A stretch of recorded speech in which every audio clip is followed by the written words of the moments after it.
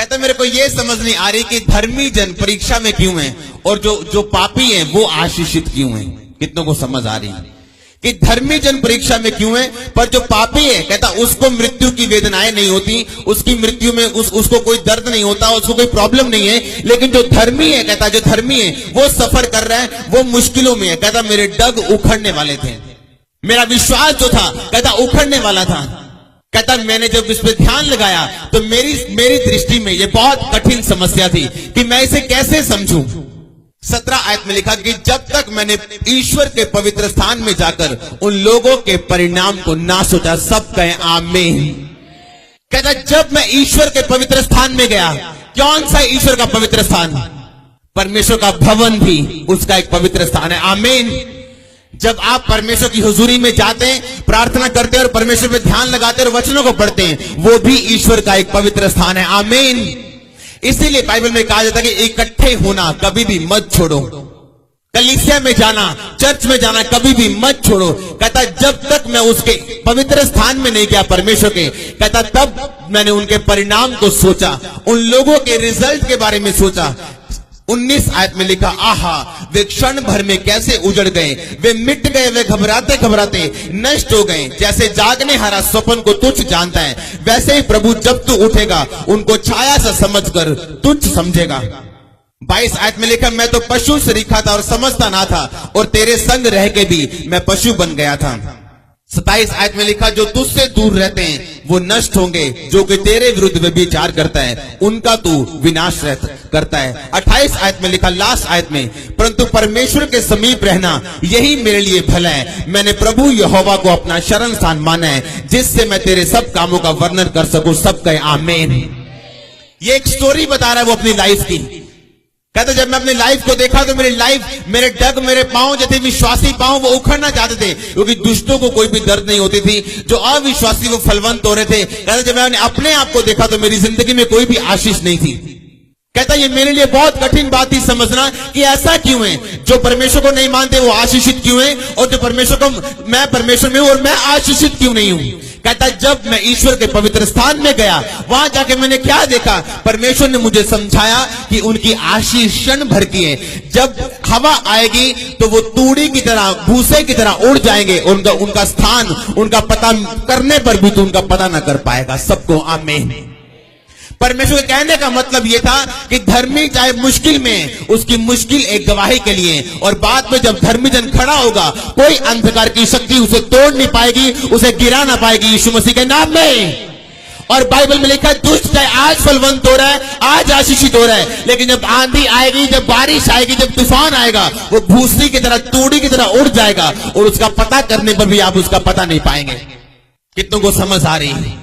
इसीलिए किसी दूसरे की आशीष की ओर देख के उत्साहित मत हो जाओ। अविश्वासी की आशीष को देख के कभी कभी भी निराश मत हो।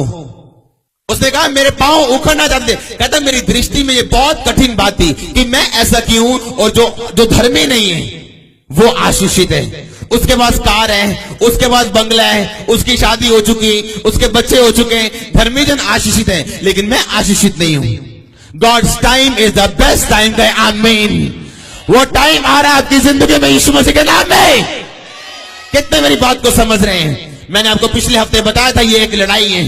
आप लड़ाई में, ये साधारण जीवन मत समझो, आप एक फाइट में, शैतान आपके साथ लड़ रहा है ताकि वो आपको गिरा सके, आपके विश्वास को गिराते हुए।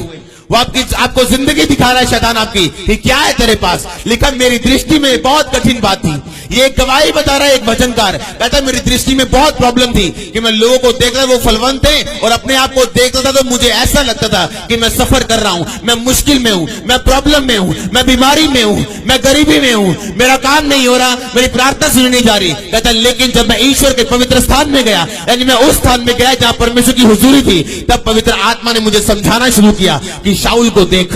एक बात को याद रखो, आप आशीष ले सकते परमेश्वर से, अगर आप जेन्युइन नहीं है आप लंबा नहीं जी सकते।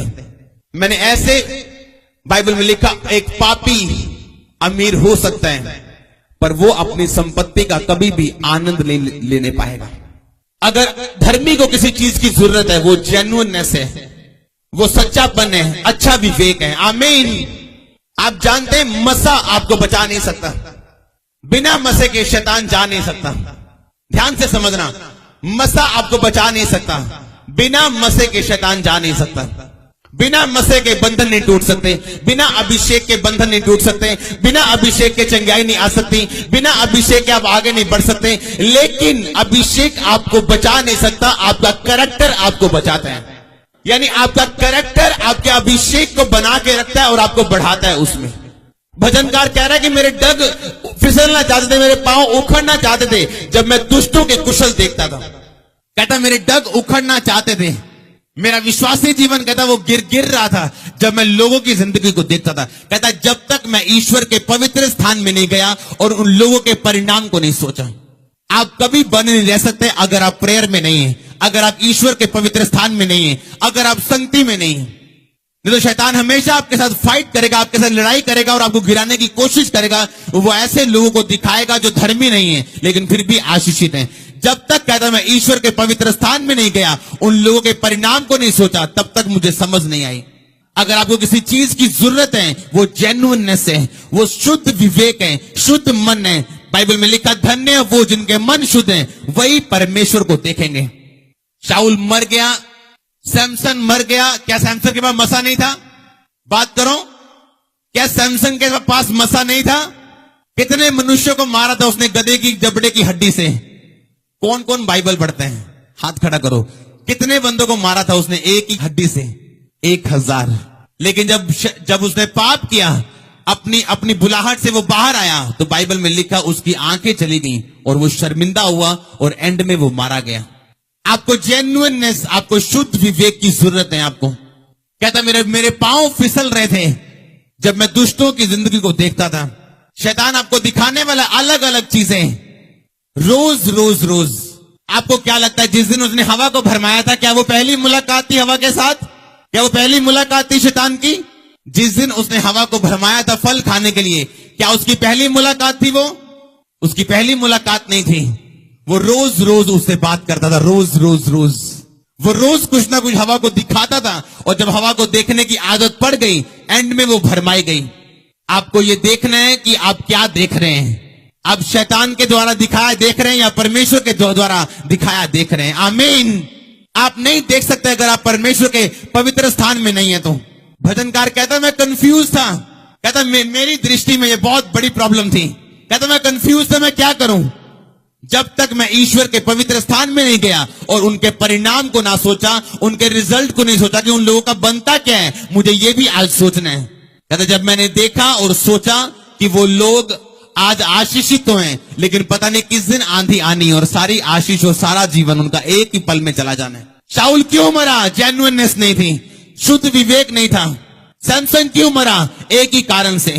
बाइबल में लिखा सबसे अधिक अपने मन की रक्षा कर, क्योंकि जीवन का मूल स्रोत क्या है? तेरा मन है।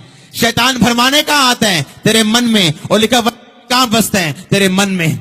यीशु मसीह ने बाइबल में एक बात लिखी, लिखा कि मेरा वचन पढ़ने वाला, मेरे वचन पे चलने वाला मनुष्य उस व्यक्ति के समान है जिसने चट्टान पे अपना घर बनाया। परमेश्वर ने कहा जो मेरा वचन सुनता है, उसे मानता है, वो उस व्यक्ति की तरह है जिसने अपना घर चट्टान पे बनाया। पूछो किसी मिस्त्री को कि चट्टान पे घर बनाना आसान है कि मुश्किल है? मुश्किल है कि आसान है? चट्टान पे आसान है कि मुश्किल है? ओखा है कि सोखा है? क्यों ओखा? रेते कार बनाना सोखा है कि ओखा? यीशु मसीह ने कह रहे मेरे गला नहीं मनूंगा और रेते कार बनाने वाला होगा। बारिश आओगी, आंधी आओगी, कार जाऊंगा, पर चट्टान वाला कभी नहीं जाएगा। आमीन। दाऊद ने किस पे बनाया घर? रेत पे बनाया कि चट्टान पे बनाया? चट्टान पे घर बनाने वाला रोता है एक टाइम में, चट्टान पे घर बनाने वाला दुखी रहता है एक टाइम में, पर जब उसका घर बन के तैयार होता है वो सुखी भी रहता है सारी उम्र यीशु मसीह के नाम में। हालेलुया। बाइबल में लिखा मेरा वचन सुनने वाला, उस वचन पे चलने वाला, चट्टान पे घर बनाने वाला व्यक्ति की तरह होगा। आज आसान नहीं लगता परमेश्वर के वचन में खड़े रहना, तरमी होके भी मुसीबत च रहना, तरमी होके भी बीमारी च रहना, तरमी होके भी प्रॉब्लम च रहना, पर कल आसान होएगा तो ये आशीषित भी रहूंगे यीशु मसीह के नाम से। हालेलुया। लिखा मेरे डग उखड़ना चाहते थे, फिसलना चाहते थे, जब तक मैं ईश्वर के पवित्र स्थान में जाके उन लोगों के रिजल्ट के बारे में नहीं सोचा, तब तक मेरी बुद्धि ठिकाने में नहीं आई। यीशु मसीह ने कहा वो व्यक्ति चट्टान पे घर बनाने वाले व्यक्ति की तरह होगा जो मेरे वचन पे चलेगा। हालेलुया। चट्टान पे घर बनाना हम सब जानते आसान नहीं है, नींव डालना आसान नहीं है, उस पे खड़े रहना आसान नहीं।